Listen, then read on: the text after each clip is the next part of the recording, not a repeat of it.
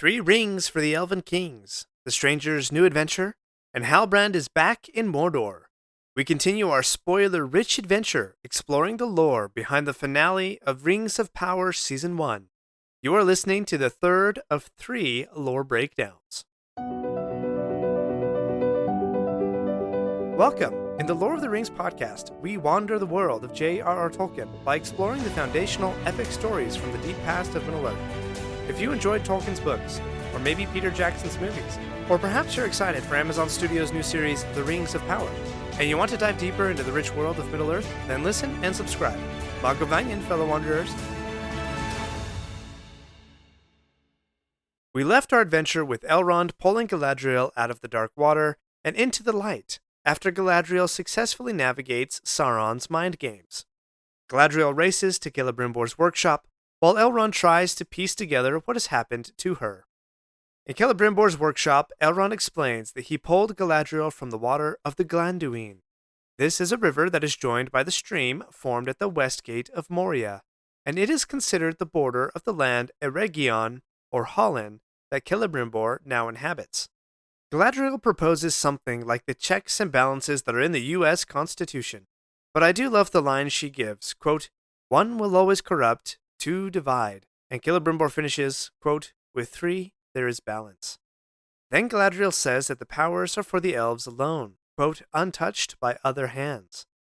This fits with several statements made about the three rings throughout Tolkien's writings, and this seems to be a clear and simple point, that Sauron did not have a part in making the three rings. Here are some statements which I referenced in episode 40, The Forging of the Rings, and I'll repeat here for emphasis. In the Silmarillion, quote, "The three remained unsullied, for they were forged by Celebrimbor alone, and the hand of Sauron had never touched them, yet they were also subject to the One." From The Shadow of the Past in the Fellowship of the Ring, as said by Gandalf to Frodo, quote, "The three fairest of all, the elf lords hid from him, and his hand never touched them or sullied them." And 3 from the chapter The Council of Elrond, also in Fellowship, as said by Elrond, quote, "The three were not made by Sauron, nor did he ever touch them."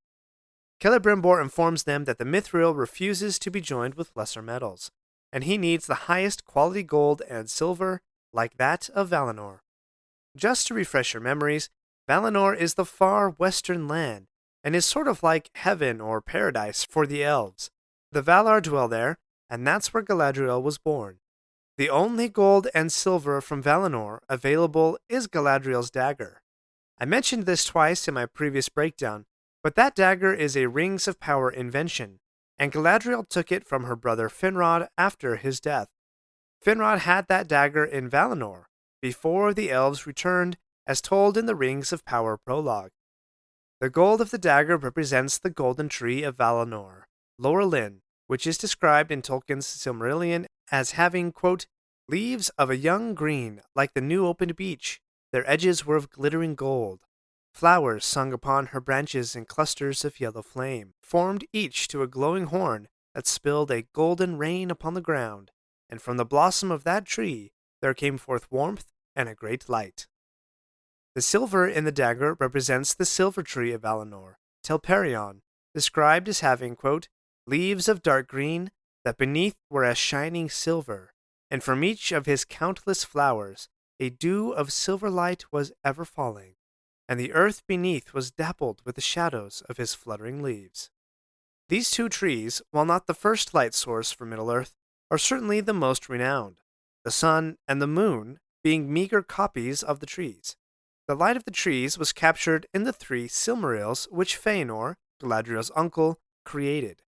If you look closely in some shots, the dagger also has 3 white pearls representing the Silmarils.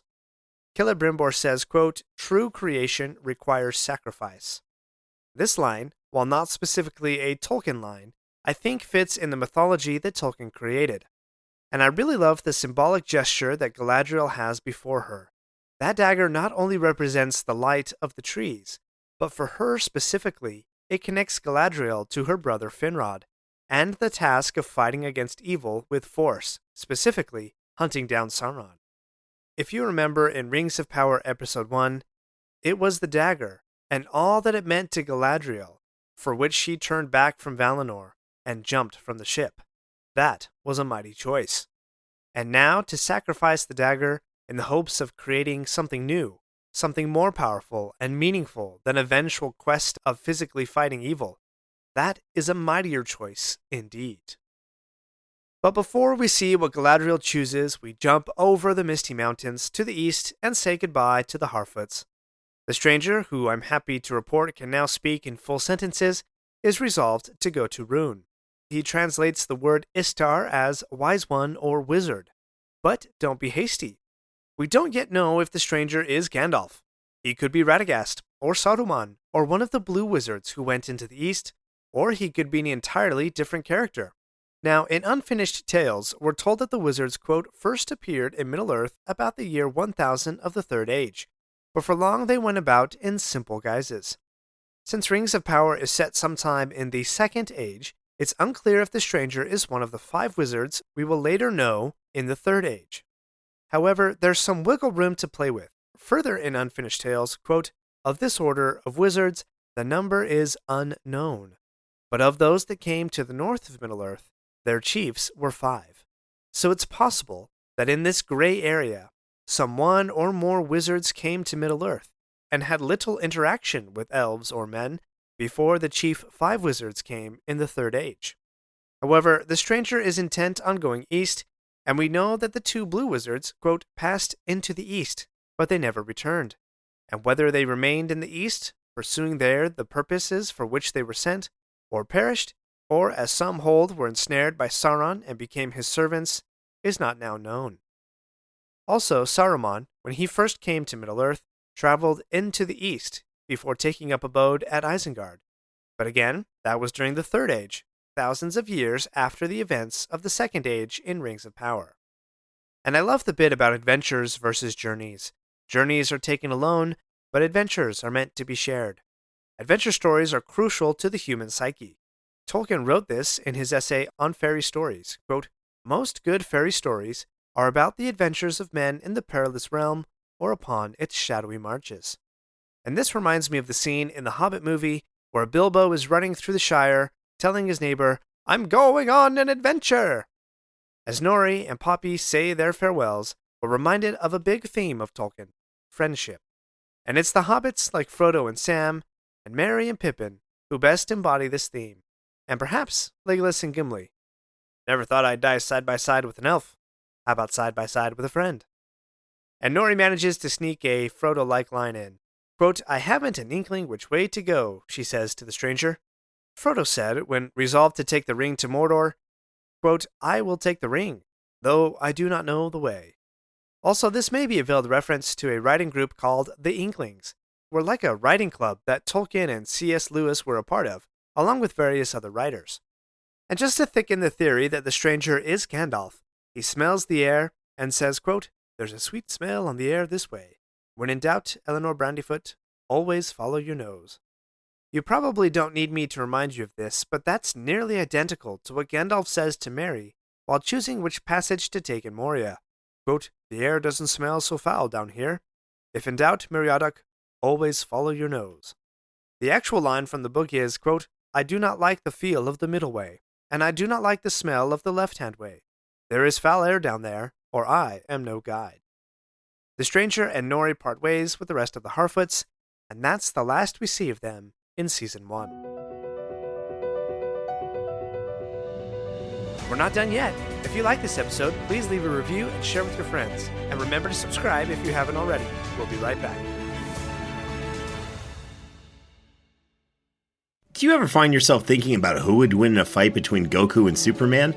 Hi, I'm James Gavsey, and on the Who Would Win show, me and my co-host Ray ignore anything important happening in the outside world and debate fictional battles between characters from comics, movies, and video games. We got a new show every week, and almost always am I the winner. Yeah, not true, Ray. In the past, we've discussed such matches as Captain America versus Darth Vader, Solid Snake versus the Iron Giant, classic matchups like RoboCop versus Terminator, and even the Muppets versus Sesame Street. That one was crazy. So if you're a fan of geek culture and love a spirited debate, check out the Who Would Win show wherever you get your podcasts, or check us out at whowouldwinshow.com. We return to Eregion, where Galadriel has decided to give up her dagger for the forging of the 3 elven rings. I found this to be a touching scene, the forge doors closing on Galadriel as the dagger melts away. Galadriel is, in a way, giving up the need for revenge, the last vestiges of war against Morgoth and Sauron. As the elven smiths carried the molten dagger from the forge, my daughter said, "Imagine if they dropped that. Oh no, we have to go all the way to Valinor." Okay, I thought it was funny. Elrond drops the mithril into the molten gold and silver as it spins in the centrifuge. Not sure why they didn't need to melt it in the forge, and for a few spins it looks like the eye of Sauron. But the mithril accepts the gold and silver from Valinor, much to Celebrimbor's delight. They siphon off the metals and create the 3 elven rings. Elrond is pacing like an anxious father awaiting the birth of a baby before he goes back to the river and discovers the scroll.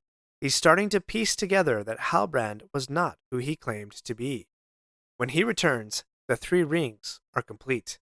Let's pause for a moment here. Each of the rings has a name. The white ring is Nenya. It is made of mithril and bears a stone of adamant representing the air. Galadriel will be the bearer of this ring, which is also called the chief of the 3. The red ring is Narya and had a ruby representing fire. This ring was first born by Círdan, whom we haven't met yet in Rings of Power, but he would later pass the ring to Gandalf. The blue ring is Vilya, and with its sapphire represents water. It was worn by Gil-galad, who passed it to Elrond before the battle against Sauron in which he perished. This ring is called the mightiest of the 3. An interesting tidbit is that each of these rings matches the fate of the 3 Silmarils. One Silmaril became a star in the heavens, another was cast deep into a fiery pit, and the other was cast into the sea. In the Fellowship of the Ring, Elrond explains what the purpose of the 3 rings is. Quote, "But they were not made as weapons of war or conquest. That is not their power. Those who made them did not desire strength or domination or hoarded wealth, but understanding, making, and healing, to preserve all things unstained." But what we've seen in Rings of Power has some complications. While the 3 rings were made by Celebrimbor alone, the other rings were not. Sauron had taken the fair form of Anatar, the Lord of Gifts, in which form he taught Celebrimbor and the Elven Smiths new knowledge and skill in the matters of creation and forging. The Silmarillion says, quote, "Therefore they hearkened to Sauron, and they learned of him many things, for his knowledge was great. In those days the Elven Smiths of Eregion surpassed all that they had contrived before, and they took thought, and they made rings of power. But Sauron guided their labors, and he was aware of all that they did, for his desire was to set a bond upon the elves, and to bring them under his vigilance." So this is the complication. If Halbrand is known as Sauron, how will he come back to teach Celebrimbor and the Elven Smiths? We know that the show doesn't have the rights to the stories in the Silmarillion, and the title Anatar never appears in the Lord of the Rings books, so I'll be interested to see how they dance around that issue. Here's another complication for Rings of Power. The Silmarillion states that, quote, "the 3 had last been made." So the sets of 7 and 9 rings that will go to the dwarves and men respectively should have technically been made before the 3, and as I just said, would have been made under the direct supervision of Sauron as Anatar.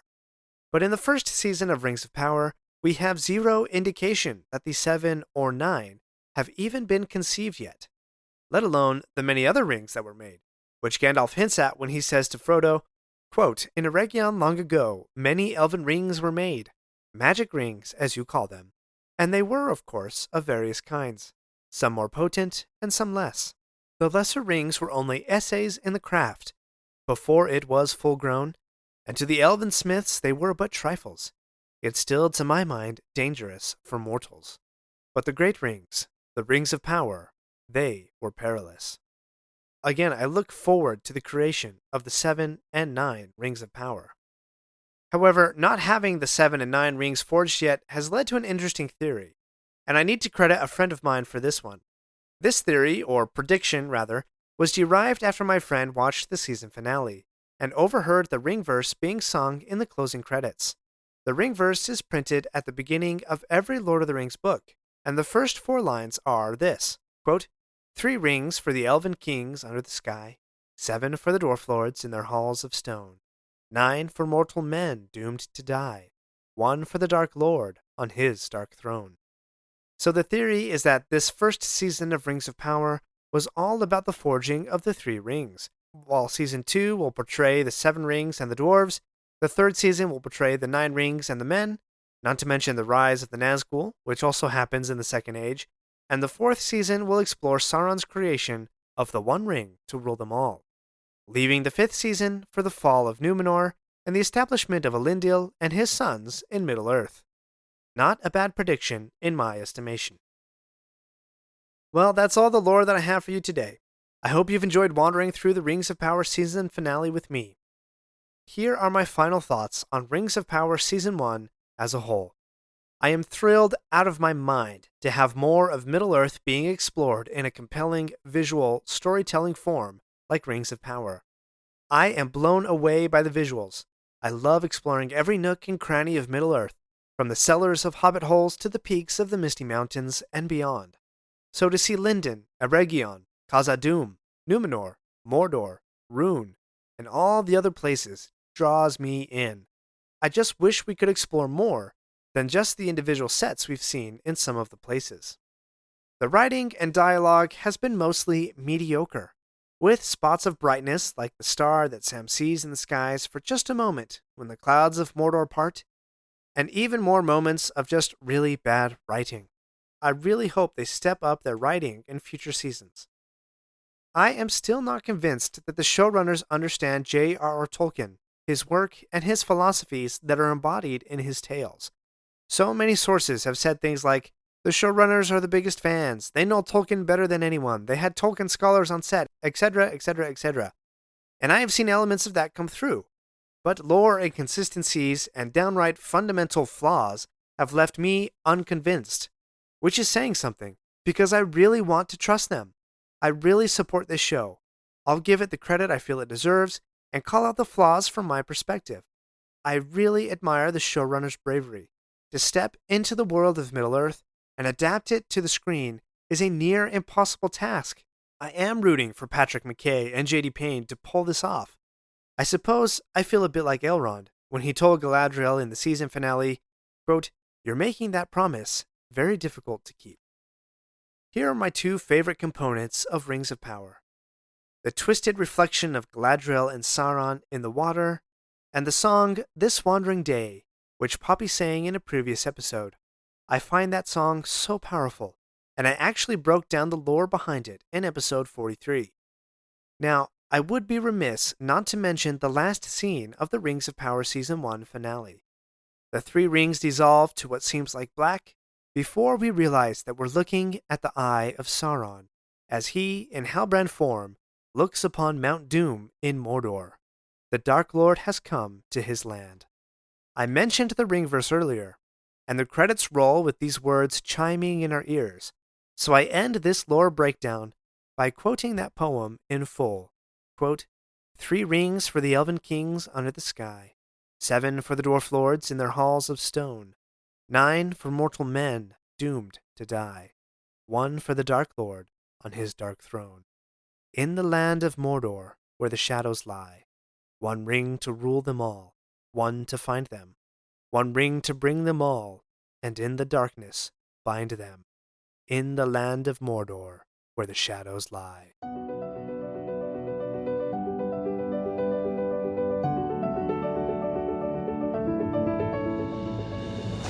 My friends, if you enjoyed this episode, let me know by subscribing, leaving a review, and sharing with your friends. Follow me on Facebook or Instagram at Lore of the Rings Podcast. For feedback on the show, please email me using the link in the show notes. Until next Thursday, remember, not all those who wander are lost. Looking for a fun way to win up to 25 times your money this basketball season? Test your skills on Prize Picks, the most exciting way to play daily fantasy sports. Just select 2 or more players, pick more or less on their projected stats, and place your entry. You could turn $10 into $250. Right now, Prize Picks will match your first deposit up to $100. Just visit prizepicks.com/fan and use code FAN. That's code FAN at prizepicks.com/fan. Must be present in certain states. Visit prizepicks.com for restrictions and details.